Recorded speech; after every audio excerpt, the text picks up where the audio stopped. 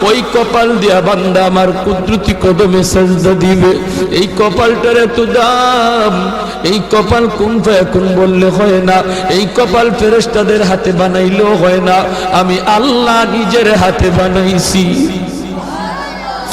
আল্লাহ পাক কই আমি আল্লাহও দেখি জমিনে কেমন অন্যায় হয়, অত্যাচার কেমন জুলুম হয়, জমিনে কেমন অন্যায় হয়, অত্যাচার হয়, কেমন জুলুম হয়, কেমন গুনাহ হয়, আমি আল্লাহ দেখতেছি।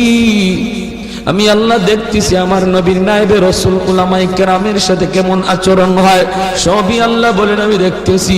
এরপরও আমি কেন নগদ ধরি না জানুনি? চার শ্রেণীর কারণে। লাউলা মাশাইখ রুক্কা ওয়াল শাবাব খুশা ওয়াল আতফাল রুদ্দা ওয়াল আনআম রুত্তা।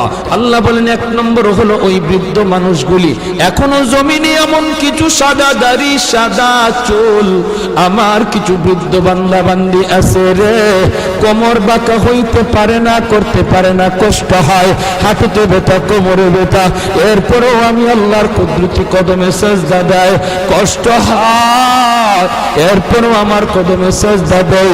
এই সাজদার দিকে তাকাইলে জমিনের প্রতি মায়া লেগে যায়। দুই নম্বরে আল্লাহ বলে ওয়াশশাবাবু খুশশা,